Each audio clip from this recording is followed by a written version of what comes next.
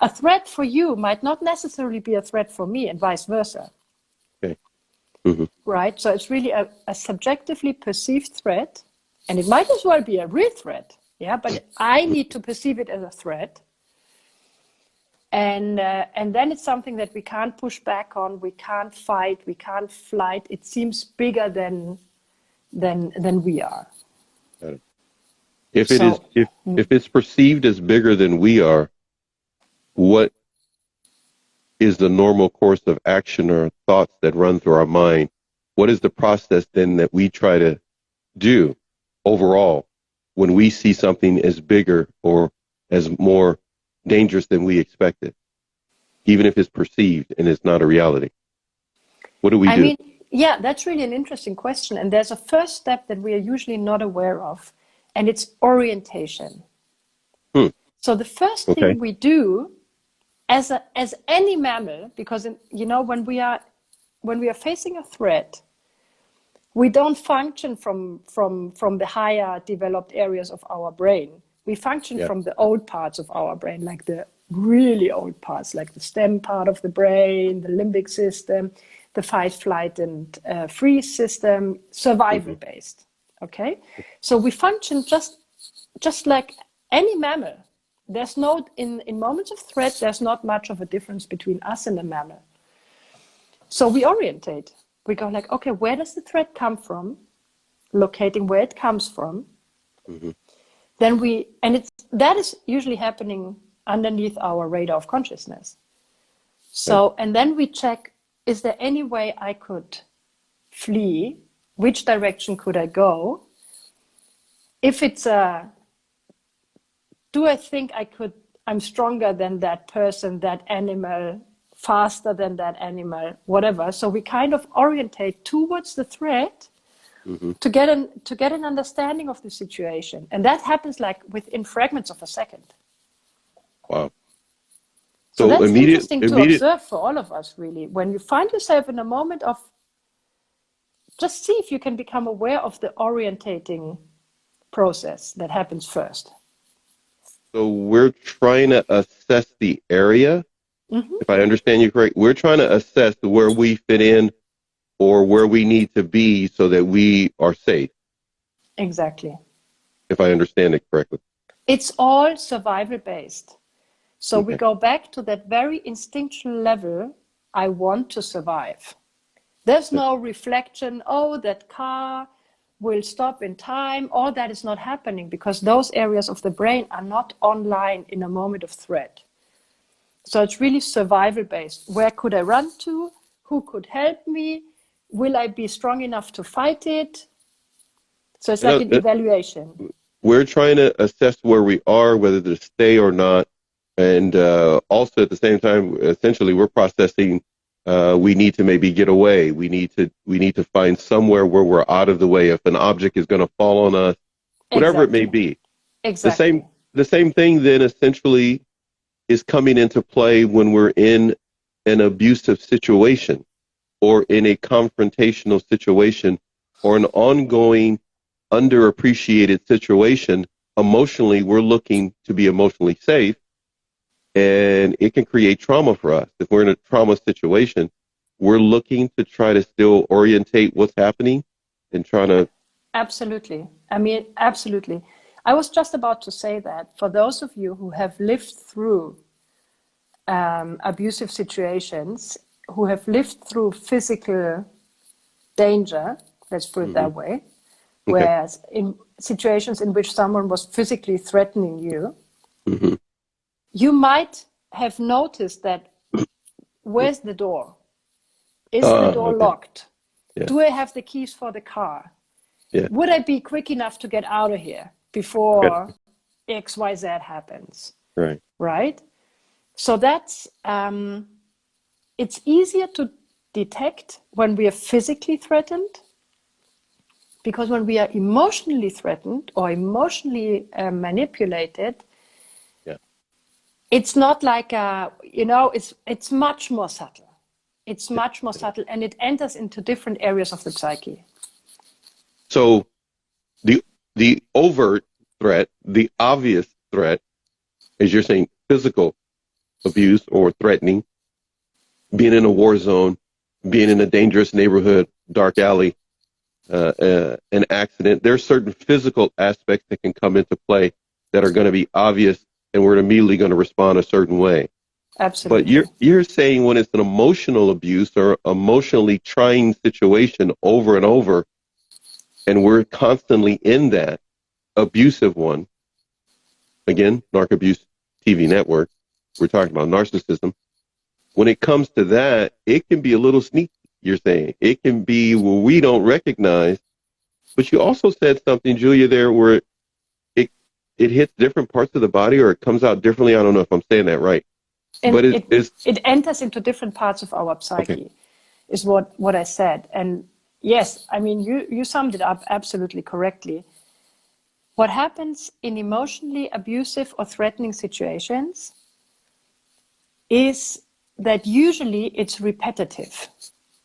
Okay. It's not that one person out of the blue, like threatens you emotionally and then never does it again. Yeah, never does it again, yeah. Then it would be kind of easy to process and to repair if there's an interest, if there's a shared interest. Yeah. But usually it's repetitive. And those of you who have lived through toxic relationships know that firsthand. It's repetitive. And that's what makes treating this kind of trauma after you've got out, or when you're becoming aware of where you are in and starting to get help, that's what makes treating that kind of trauma so difficult, because it's been repetitive. So it kind of really grains into your psyche, Mm-hmm. It's like a shock trauma, like a car accident, you got bitten by the dog, something that happens once is much easier to treat. Because, there has been a threat, I survived it, and then you can complete the trauma response. There is a strong matter of closure that takes place in what you just described. Yes. The type of abuse, though, that you talked about a little bit earlier, when it comes to a repetitive abuse in a relationship, emotional neglect by someone who says they love you and then they abuse you. They say they love you and abuse you, just going back and forth. That emotional abuse, you're saying when it comes to that really plays games on a person's mind. Yes, on a person's mind, on a person's intuition, on a person's emotional integrity. I mean, wow. I still believe that only people who have lived through that can really, really understand and get it. Because it wreaks havoc on your capacity to trust like anyone and everyone. I mean, the Pope could stand in front of you and you would still go like, I don't know. He's carrying a knife. He's got to hurt me, or he's gonna smear campaign me or something like that. Exactly. You're highlighting to all of us that when it comes to a relationship where someone is not interested in taking care of us emotionally, in any other way, they literally will erode at our ability to trust. Oh, yeah. I mean, I hear that over and over and over again from pretty much all my clients. And I can see it in my relationship with my clients, because why would they all of a sudden trust you? Out of the blue.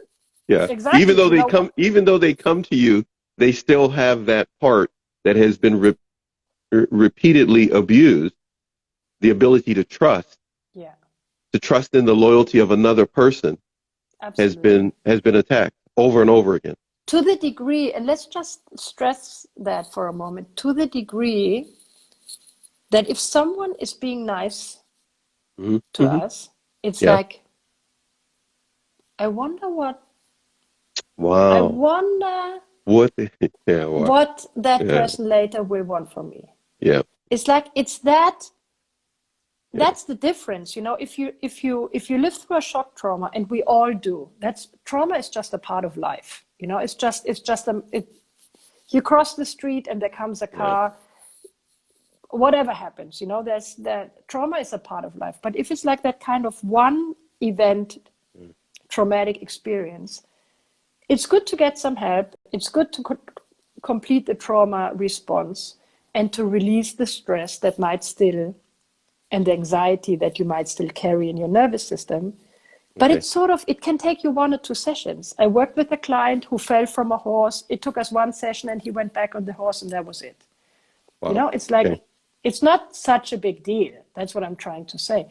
But this relational, repetitive trauma, that mix of gaslighting and manipulation and all that stuff that's happening in a toxic relationship, it's like you lose your sense, people lose their sense for who they are, for what reality looks like, for their own thoughts and desires. And it's like a hollow bamboo. Many people say they feel like a hollow bamboo after coming out of an abusive relationship.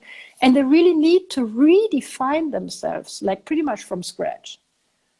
The entire nervous system can get stuck, essentially. Yeah. If the nervous system gets stuck, you deal with clients on the outside looking in. What does that person look like to others when their nervous system is stuck? Oh, they might be highly functional. Oh, really? I didn't expect you to say that. That was pretty good. They may be highly functional in a very stuck position. Because being highly functional can be a survival mechanism. Yeah. So being highly functional. Oh, that was a good one, Julia. I'm sorry, I got to back up on that. Being highly functional. Say that again, please. Being highly functional can be a survival mechanism. So that they don't cope and deal with the very repetitive abuse, emotional abuse, or even physical, technically, but we're talking emotional abuse at the moment, so that they don't have to necessarily address it and where it is actually hitting them in their body. When something like emotional or physical abuse happens to us, it's too much for our psyche to process. So we can't process it in real time. Okay. So what happens then? In the moment, when it's actually happening, we can't process it. Exactly. We need time to take place so we can, the brain, essentially, so the brain can see what's really happening to us? Exactly. But is there any abuser out there? Is there any narcissist out there who would go like, oh, take your time, go and process it? Go. That's not going to happen. I'll be right back. Yeah, we'll be right back. Yeah, exactly. You go ahead. Right back. You go. I'll be right back, and we'll start all over again. We'll start all over with the abuse all over again. After you process what I just did to you, I'll be right back. No, don't want to give them time. No, they don't. They will. They will do the exact opposite. They will hammer it in onto you, so that you do not have the time, that you do not have the capacity, that you do not have the space to process, because that's in their least interest. The space, the capacity, and the time. The time, the space, and the capacity is necessary. On the screen, I just got to tell you this. April says, causes doubt in our existence. Yeah. That's what happens, right? Absolutely. It's tragic. It really is tragic, and it goes so deep. Suicidal thoughts, or the idea of having no right to live, are not something rare with people who survive toxic abuse. I see that all over again. Because they get repeated abuse that pushes, moves, baits them, drags them, moves them toward a certain part of thinking in which they don't think they can exist anymore, or they just tired of it and don't want to exist, or a combination of both. Is it how does a person get to that point where they don't want to live anymore? They just don't see a way out. The nervous system has taken a toll. I know I'm throwing 5,000 things at you, but it just give me an idea. How does a person move in that direction? Is it so insidious that they lay the groundwork for, like April said, a person doubts their existence. Tim is agreeing with you about what you've been describing. So this is something people must literally go through. Absolutely, but how do they get to that point, Julia, in what you've seen in dealing with your clients, that their very existence, because of dealing with that person, they feel like they don't want to exist anymore? Often we enter into a relationship with pink-colored glasses, no? I mean, that happens to all of us. It's a mix of hopes and hormones and unmet needs and the whole rest of it. Okay. So we don't really see, because we are lacking distance, we don't really see who that person is. Because we go all in, no? We go all space, in. Right. I'm so in love with you. Yeah. I want to be with you 24/7. Yeah. 25/8. I want to be with you 25/8. Yeah. No space. I get it. Okay. And if that person over time treats you in a way that is not inconsistent, what happens is often that we rather question ourselves than that person. We rather doubt ourselves, our own sanity, our own perception, what we actually have lived and experienced and heard with that person instead with that person. Yeah. Because that person might turn around and you go like, what? No, that must have been a misunderstanding. I'm sorry if you heard it that way, but that's not what I said. Right. And you love that person, so you go like, oh, sorry for having misunderstood what you said. It's like a super small, subtle situation. It's not that subtle once you see it. But what happens is that person that you still love and that you still sort of admire and put on a pedestal maybe says, no, I didn't, you're really being a little sensitive. That was a joke. Wow. And and if that happens over time repetitively, you don't know where to measure your reality, and you start to measure it with that their reality is right and not your internal reality. So the very foundation of what makes us exist every day before we met that person, our reality, that essentially led us to have the relationship per se, we were looking at whatever was being portrayed to us. And then now their reality is whatever you're seeing is just not what's happening. Whatever you're hearing is just not what's happening. I have no understanding of what you're talking about. And instead of going like, no, this is what has transpired. Exactly. I know what transpired because I was there. Instead of holding firm to that that reality that comes from the foundation that we have, that we were there.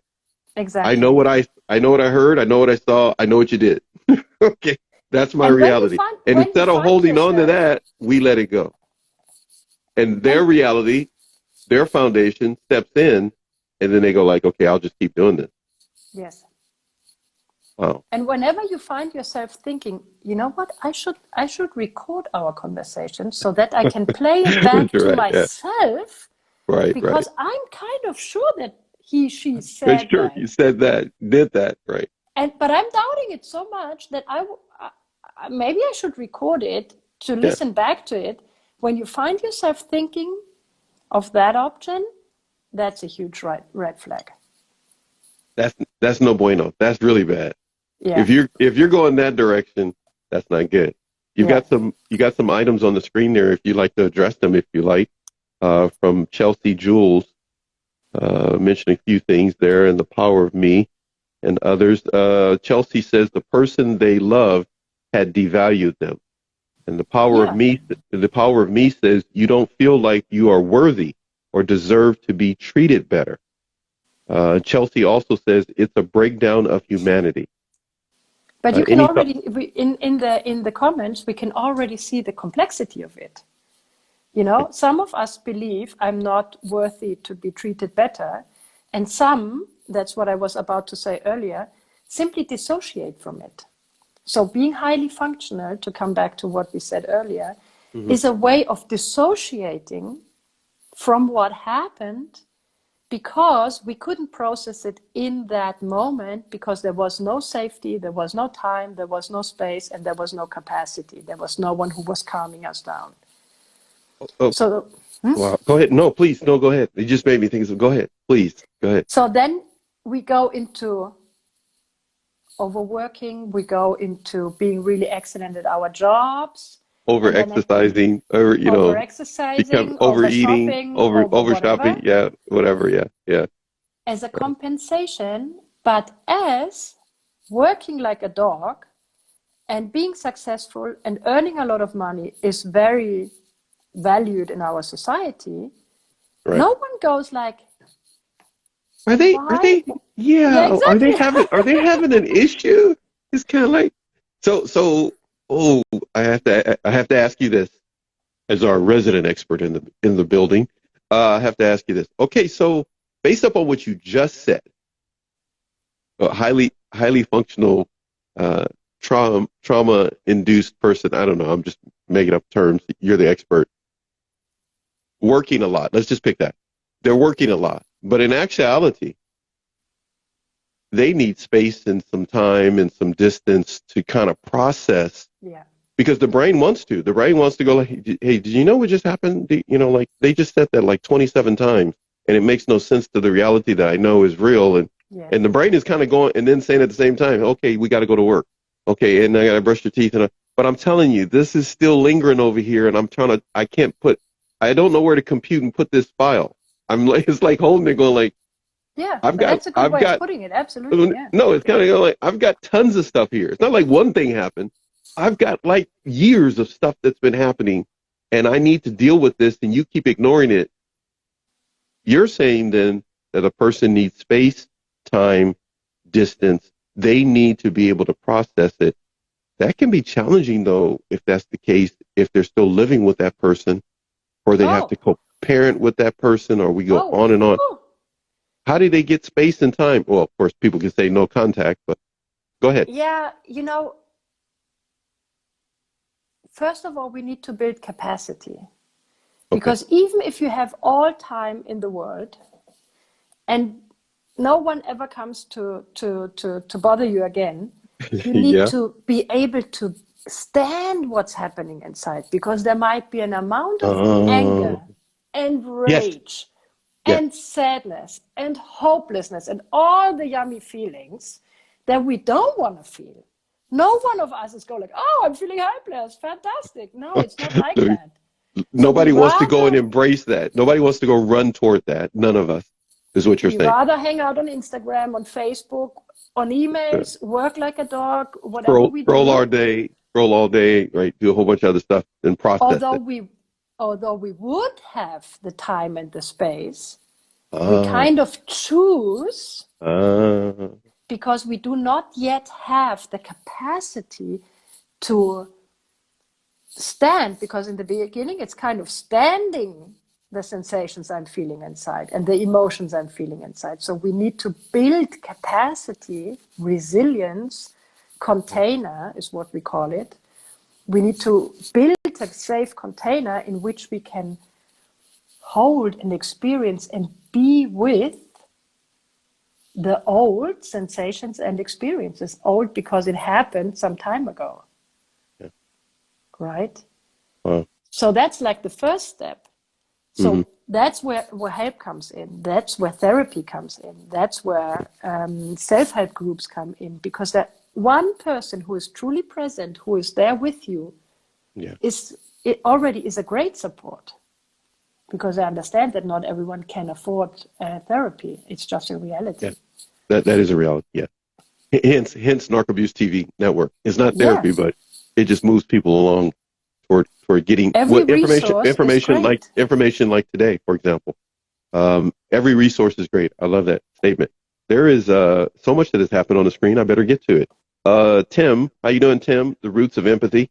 You are in a loop, he says, and it's difficult to find the door. Let me make my screen a little bit bigger here for my older eyes here. Okay, here we go. And even if you know where the door is, it's difficult to reach, he says. Yes. Doubting yourself. Beautiful point there. Oh, my screen just jumped with everybody there. Let me get That's back to here. what we call trauma bond. We know where the door is, and it's still difficult to go out. That's where we are trauma bonded. And that's a whole topic in itself. But we need to understand, in order to not judge ourselves too much and not be too hard on ourselves. Yeah, right. Mm-hmm.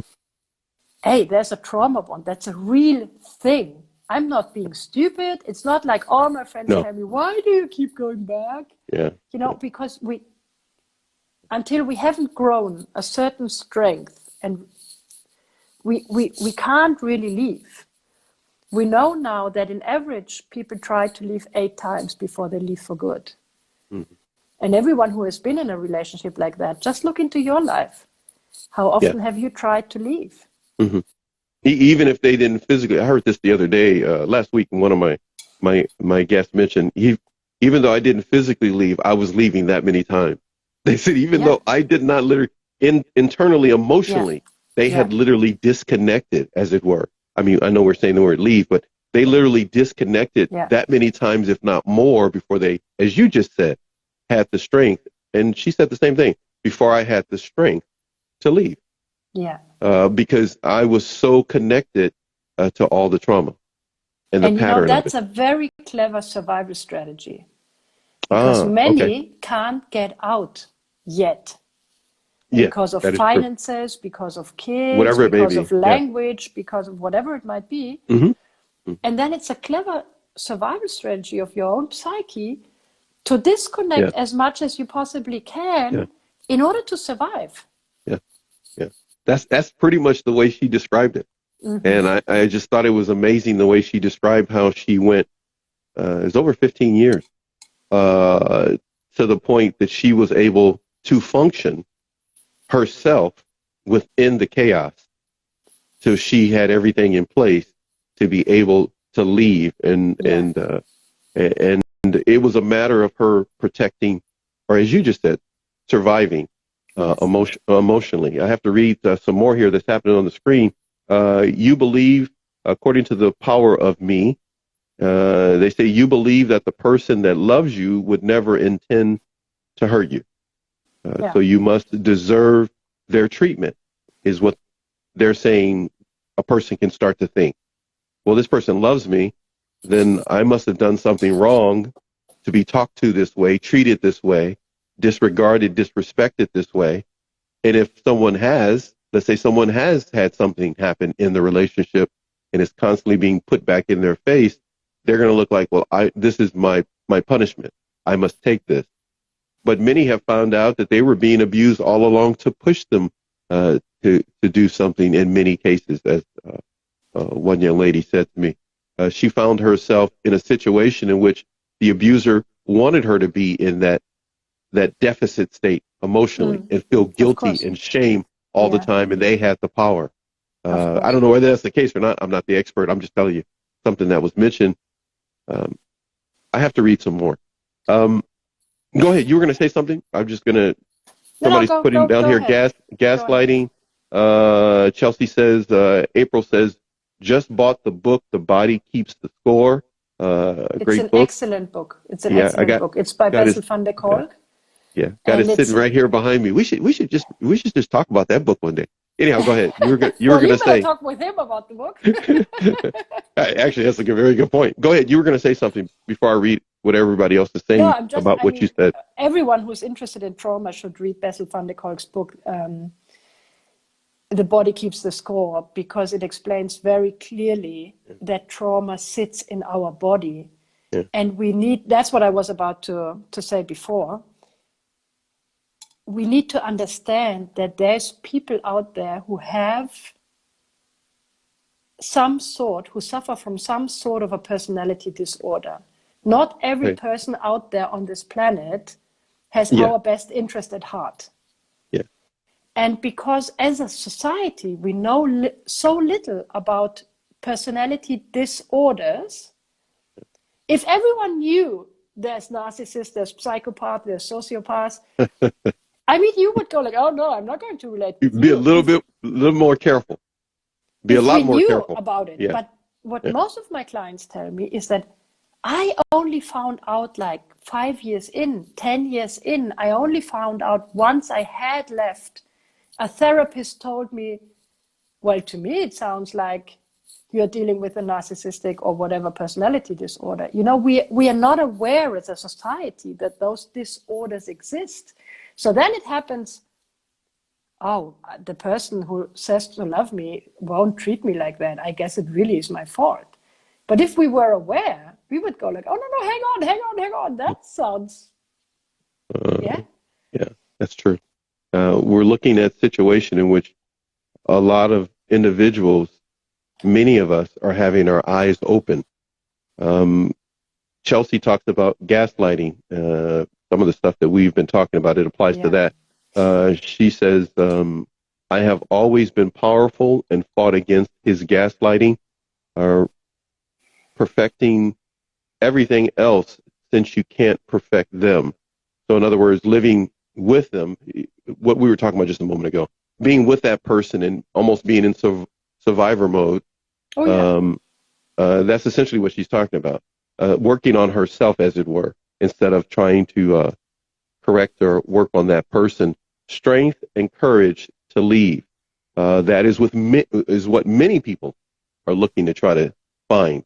But the reality of it is the trauma can still be in place in the nooks and crannies of our body and still need space and distance, based upon what you said, to work on. Just leaving doesn't mean the trauma is gone. No. The trauma will be in place, period. That's what it is, period. Until you've worked through it, it will be in place. Trauma is not something that disappears just like that, you know. Trauma needs to be worked through. There's the saying, a time heals all wounds, and that's not true. Yeah. It's not true. And how do we know it's not true?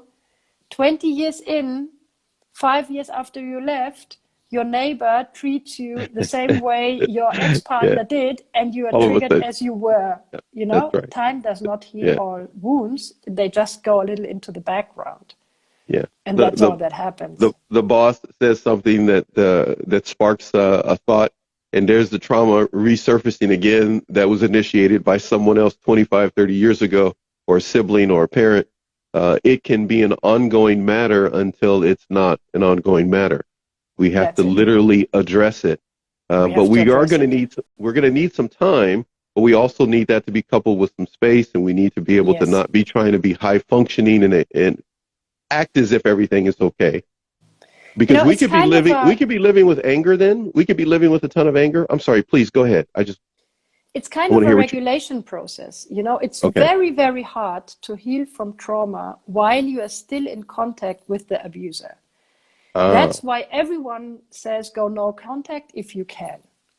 Got it. Because then at least you have that space and you're not being triggered all the time, all over again.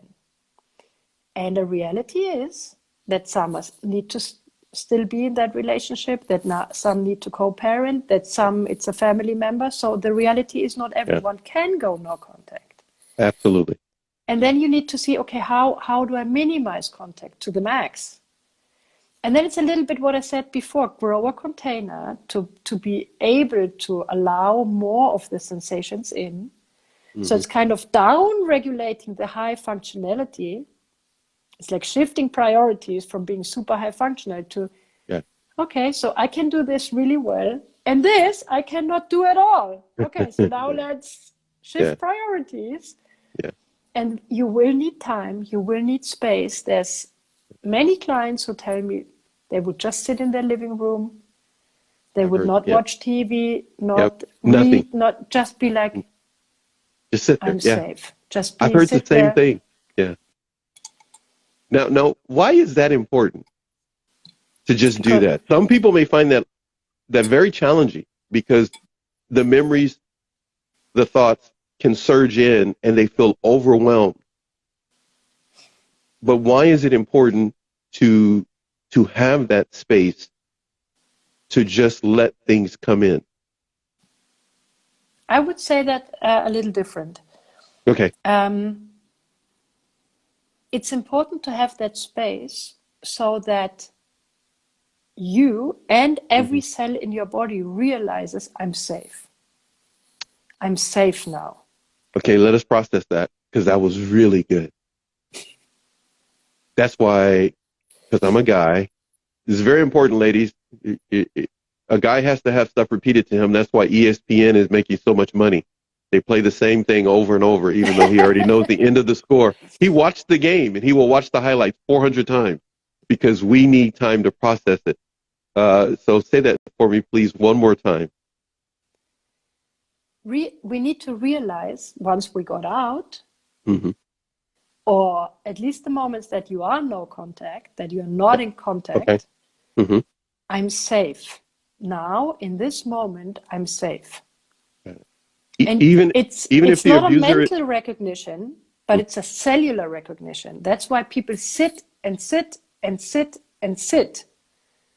Because it takes that long to go like, I'm really safe. what is wrong with you blowing my mind right now? Why are you doing this? It's like, I told you this is the first show back after a few days off. I'm still trying to get my groove. That was really deep. I am so using that the rest of this week and the rest of my life. Okay, so we have to sit so that every cell in our body can all confirm and agree we're in a safe zone, even if the abuser is in the same vicinity. In that moment, we can control being safe if we're just with ourselves. If I understand you correctly, is that a possibility? Not for everyone. Okay, let's put that differently. As long as the abuser is close, okay, you're not safe. Got it. We are not doing positive thinking. We are connecting with reality. So and once we're letting our body do that too, correct? We're letting our body connect with reality. Okay, with reality. So if you're still in that relationship, you still need to be in that relationship. Yeah. But that other person is not there because they are at work. Then that's the moment I'm safe. Got it. Okay. And the body's we have to allow our body to, how you said it, every cell in our body then needs to understand that. And that is something that we cannot push. We can't make it happen. No, we cannot make it happen. And I would like to add that here too, I always recommend, don't try and sit and be overwhelmed by your emotions, because there's no point in being overwhelming yourself again. But even wandering through your house, organizing stuff, ironing, cleaning, whatever you like, going for a walk.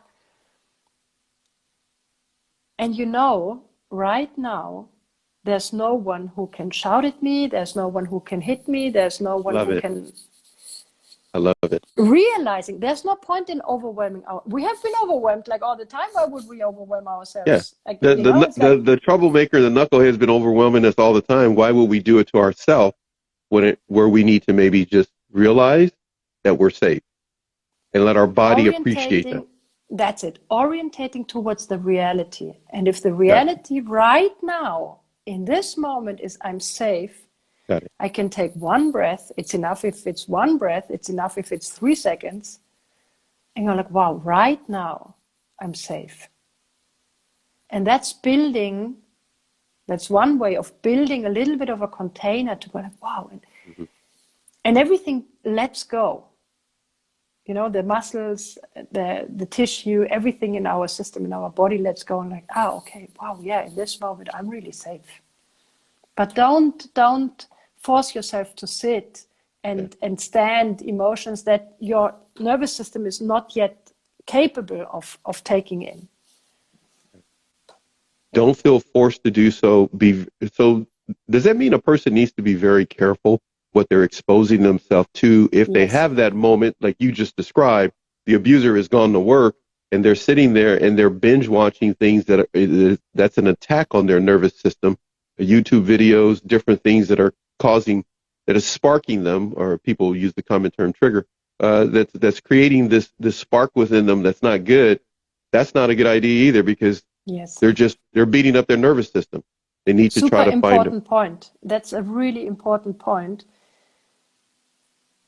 if you have, whenever you have space, you want to nurture yourself. You want to nurture yourself. You want to sit down and find something you can appreciate. That's what we call resourcing. You know, we want to be as resourced as possible because you're already receiving a lot of triggers. Yeah, that's true. Yeah. So, you know, we want to work on our strength, on our centeredness. And so how do I resource? I find something that I like. So, for example, I look at the blue sky and I go, wow, this is really beautiful. And then you take it in for a second. And something happens when we see something beautiful. Yeah. Yeah. It something gives us happens that feeling when of we being touch our safe. dog. It gives us that feeling of being safe, of being loved, of course.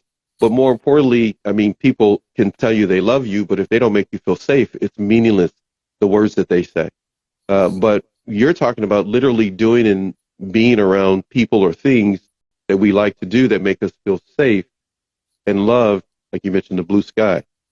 What is it like? What is it like for you when you look out the window there and you see the beach that you started to show off by telling us that? I'm going to tell you that for me. Yeah, go ahead, brag. Go ahead, brag. Go ahead. No, it's the blue sky. Yeah. I think for 5 years straight, every morning I sat outside with my coffee and I was like, wow, look at the sky. It's so blue. Even my daughter said, you know, Mom, you say that every day. Hey, that was pretty good impersonation. I wonder where she got that look from. I wonder where she learned that look. Okay, go ahead. So what I'm trying to say is simple things. You don't need to go for a spa weekend and don't put expectations too high. No, find a cup of tea, a cloth that you enjoy touching, you know, your dog, simple things to resource. So, and if you can avoid it, when you don't get triggered by whoever, don't trigger yourself with crazy videos. Do it.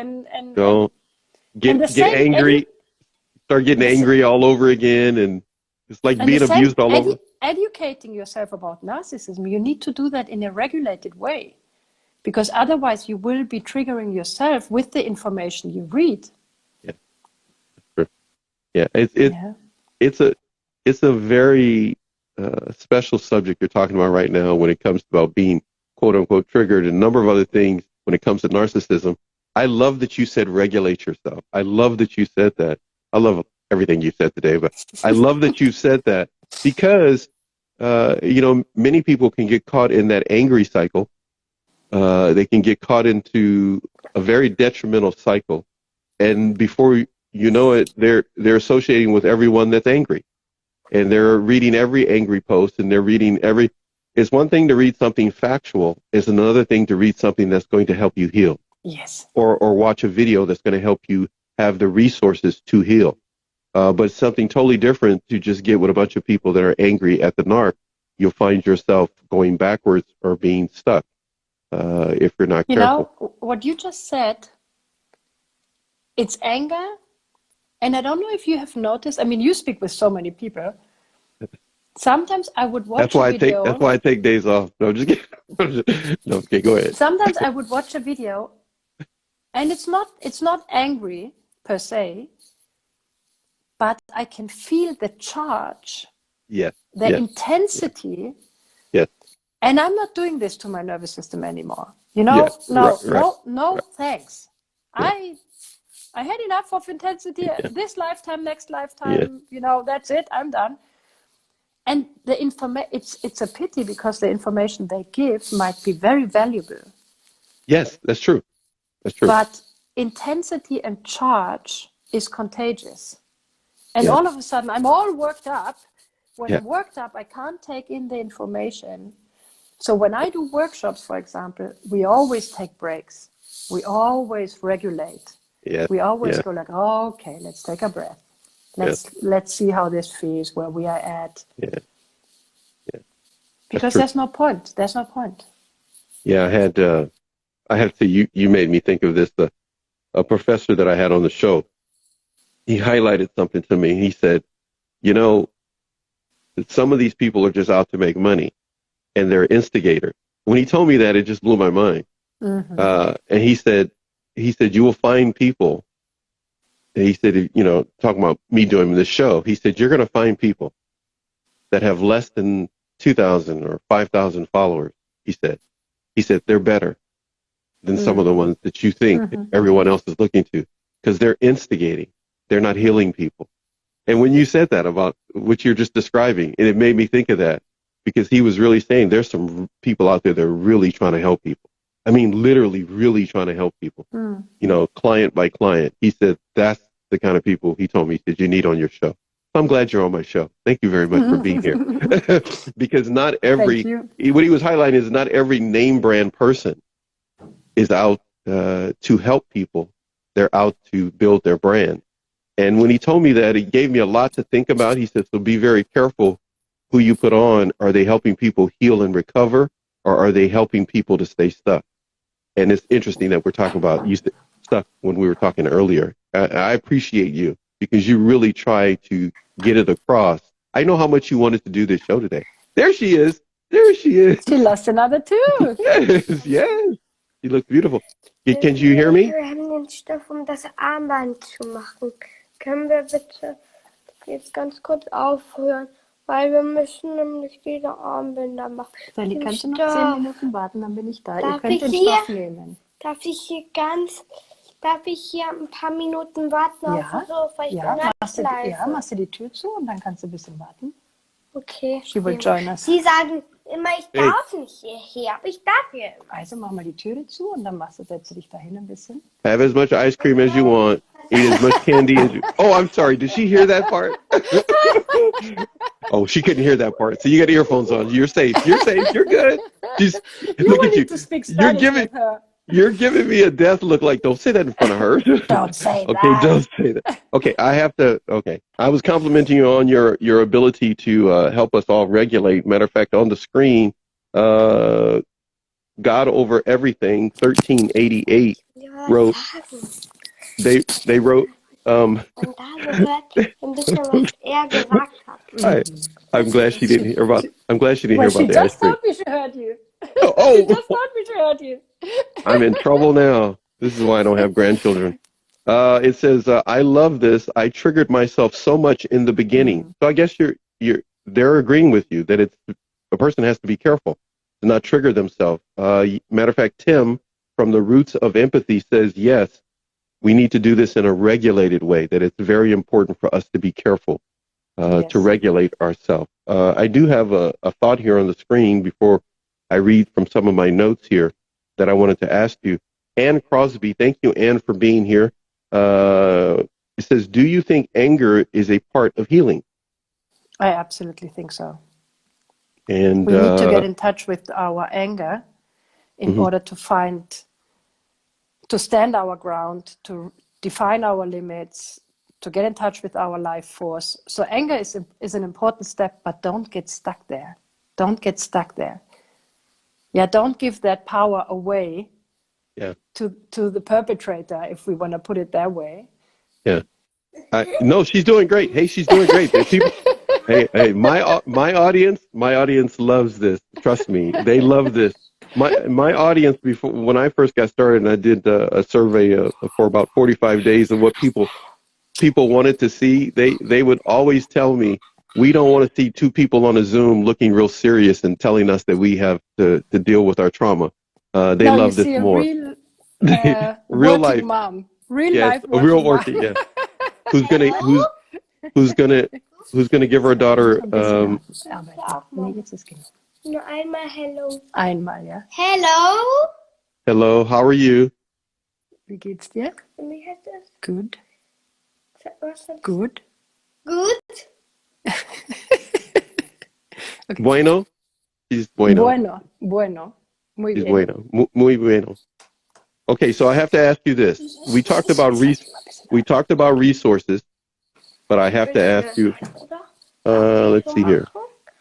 Chelsea says, before I ask you, I'm going to say this. Chelsea says she's been free for almost 2 years. Others have experienced trauma in many ways, but Chelsea says, in the chaos, I found peace. In the darkness, I found my light, and in silence, I found my voice, is what she says. By the way, I'm sorry, I'm laughing because I'm reading what it says. I don't even know if you can see this, but I'm scrolling. But Sabine Wonder Woman, who will be on the show this Friday, she says "lovely kid." By the way, I just want you to know that. And Thank you. Carolina says she wants mommy. Yeah, she does. So, hey, that's the way it's supposed to be. That's the way it's supposed to be. But April says anger is a tool used appropriately where needed to help move forward. Matter of fact, many need to go through a phase of intense anger. And I think the anger is absolutely appropriate for what you have lived through. So don't try to be the peaceful person all put together because you're not. Never shout, never, You're not. After what you've lived through, no one would be.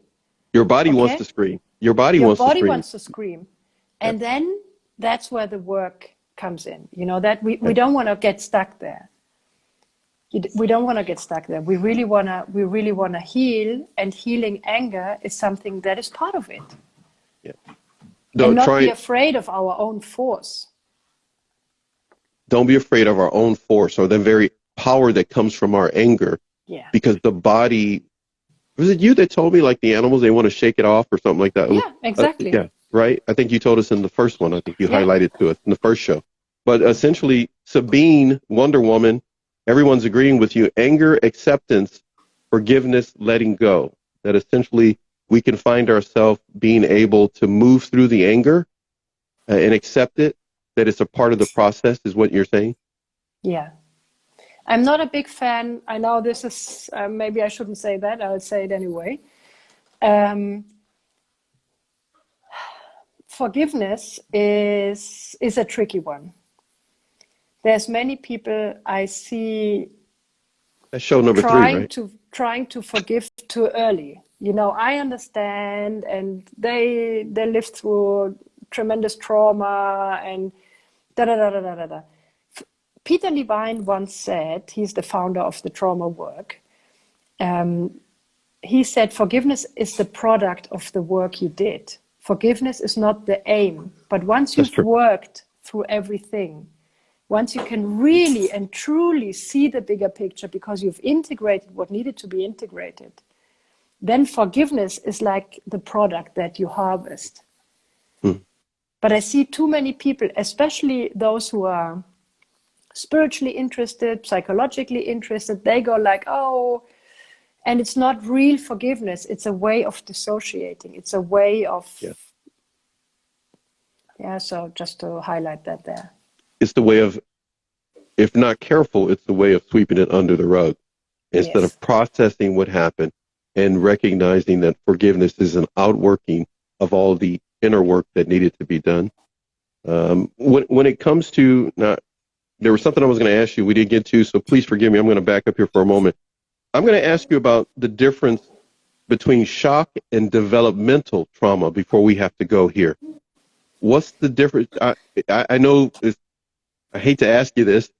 I feel bad even asking to shrink wrap that because of the time we have. We've gone over an hour and 3 minutes, and I just want to tell you that I wanted you to touch on this. The difference between shock and developmental trauma. I will need to say that in a few words only because it's like a whole big new extra show. We'll have to get into it another time. But go ahead, please. Yes, but for everyone to understand, shock trauma is the examples I said earlier. It's the examples of a car accident, of you get bad news, you get a diagnosis, you hear that your auntie died. That kind of stuff can be a shock trauma. Not every bad news is a shock trauma. It depends on how you take it in that moment. Developmental trauma is what happens in the first 6 years of life. And it's relational trauma.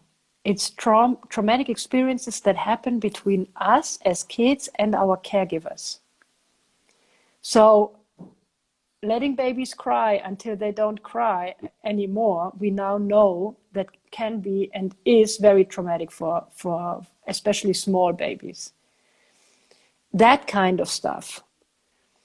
As a kid, we are absolutely dependent on our caretakers. And when we are not being taken care of, that is perceived in the baby or in the toddler as a perceived threat of survival. So that's the difference. That's the difference. And we need to treat it in different ways. Okay. With that in mind, there are a number of things that people have wrote to you here. One of the things they wrote is, April says, great. Thank you, Julia. They totally agree with you in regards to forgiveness. Self-forgiveness is highlighted as well. I'll read this thought to you, and then I'm going to, you'll find out in a minute. I'll tell you in a second. Tim says, the roots of empathy. Later on, you can check on the triggers, why you get angry, and then the healing starts. I reflect on my anger and understood sometimes I'm just reacting to trauma. Yeah. You ready for the last bit that I'm going to give you here? Yes. Are you sure you're ready? No, man, you should never. I love the challenge. Okay. All right. You sure you're ready? I'm ready. Okay. There are a number of people who are looking for resources, to process the growth that they're trying to achieve, because they're moving away, they're recovering, they're moving away from the trauma or the people who caused the trauma, and they're processing it, and they're constantly looking for resources. Name 1, 2, 3 different resources that helped you when you dealt with your own personal trauma.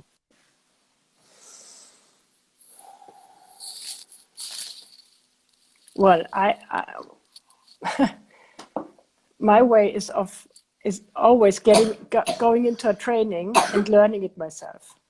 Okay. So I underwent a 3-year training, and part of the training was my own process. Mm-hmm. What I would say, if you can afford therapy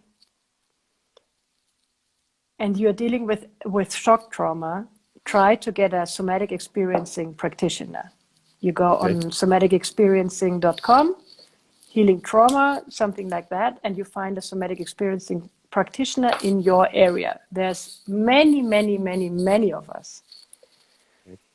If you're dealing with developmental trauma, as we all do, but if you're in touch with it right now, there's Diane Poole-Heller.